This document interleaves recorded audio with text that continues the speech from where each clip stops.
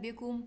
النهاردة هنتعلم خطوة جديدة في الاكسل وهي الباور بيفوت. ازاي اعمل تاريخ بدون توقيت، وهنعمل يونت برايس والخصم والمبيعات واجمالي المبيعات في الميجر. طيب تعالوا نبدأ كده. دلوقتي التاريخ ده اهو، لو علمنا عليه كده ده جاي بايه؟ بالتوقيت بتاعه. طب انا هعلم عليه كده. هنا في فورمات، هاجي من هنا كده من عند السهم ده واقوم مخليه التاريخ بس بدون ايه؟ بدون توقيت. ادي اول حاجة عملناها. طب لو انا عايزه اجيب اليونت برايس، سعر المنتج من جدول البرودكت اللي هو ده.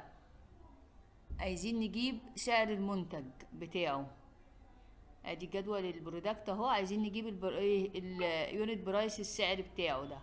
فانا بقى هجيب ايه؟ هجيب بدالة اسمها ريليتد، بدل ما اعمل الفي لوك اب. دي الفي لوك اب دي مش موجودة هنا، فانا بعمل بيها الدالة بتاعتي التانية اللي بستغنى عن الفي لوك اب فيها، اسمها ريليتد. اسمها ايه؟ ريليتد. هنعملها ازاي بقى دلوقتي؟ هنضغط على الداتا اديت كولم دي، هضغط عليها كليكتين كده واكتب ايه؟ اليونت برايس.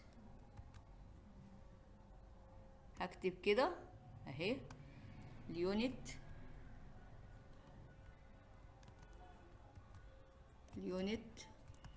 برايس، سعر الوحدة، واضغط انتر. تمام، اتعملت اهي. هقوم انا عامله هنا كده اللي يساوي بتاعتي، واقول له دالة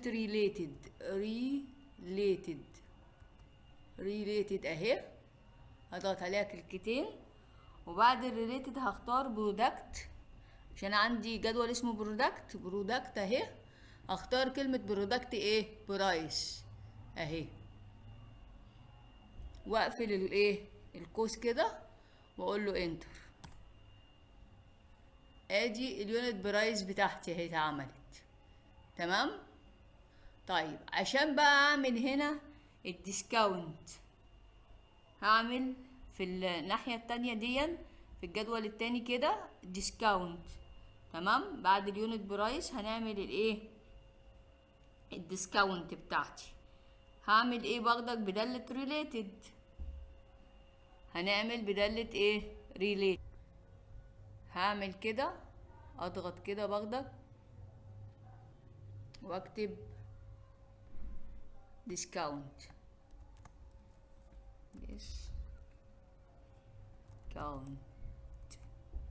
اديله في المية كده. تمام، هاجي هنا بقى هقول يساوي ريليتد اهي، واضغط كليكتين، وبعدين هقول له الكاستمر. الديسكاونت ده عندي في جدول الكاستمر. تمام، هقول له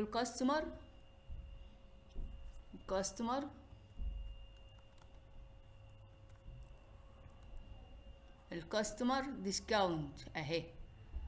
هختارها كده واقفل القوس واقول له انتر بالشكل ده. ادي الديسكاونت. طب انا مثلا ده الديسكاونت اهو، انا عايزه اديله ال في المية اهي، واقلل الديسيمال شويه، الديسيمال بتاعي اهو.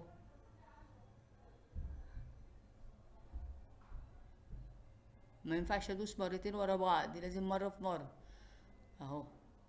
تمام، عملنا ايه؟ الديسكاونت بتاعي. طب لو انا عايزه اجيب هنا المبيعات، باخدك هضغط كده كليكتين واكتب السيلز، انتر اهو. ادي السيلز اهو. طيب عشان اجيب السيلز بقى هعمل ايه؟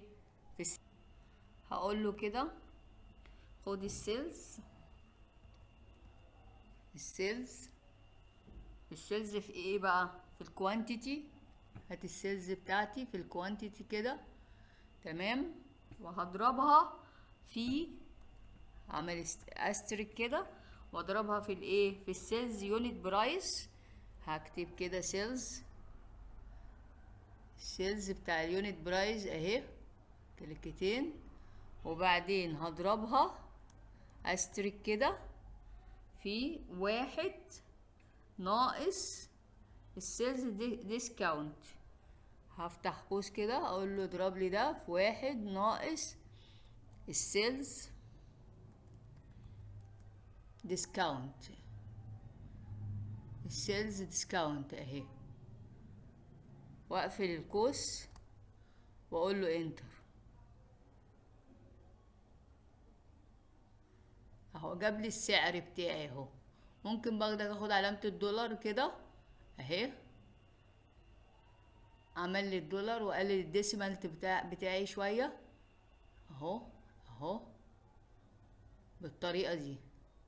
ادي كده عملنا ايه، السيلز. طيب عشان نعمل كمان عايز اعمل بقى هنا كده، ممكن اعمل في الحتة دي معادلة ميجر، اجيب بقى اجمالي المبيعات كلها عندي. يعني ممكن مثلا هنا كده اكبر دي شوية كده اهو كده مثلا، واجيب هنا كده معادلة اسمها ايه، ميجر، هجيب فيها توتال سيلز، اجمالي المبيعات بتاعتي، التوتال سيلز. فعشان نعمل دي بقى نعملها ازاي بالمعادلة بتاعت الداكس بتاعتي؟ هعملها ازاي؟ بقول له هنا كده، بقول له equal، هنعمل هنا بقى الاول توتال سيلز، توتال سيلز نقطتين كده، وبعدين هقول له equal يساوي توتال سيلز. ده بيساوي ايه بقى؟ الصم كده. هعمل كده الصم اهي، وافتح قوس واقول له بقى ايه، السيلز اهي، سيلز ماشي، واقفل القوس ايه بتاعي واقول له انتر. اهو التوتال سيلز عندي اهو، ده التوتال سيلز عندي جبته في الميجر اهو، التوتال سيلز طلع الايه، الرقم ده. تمام.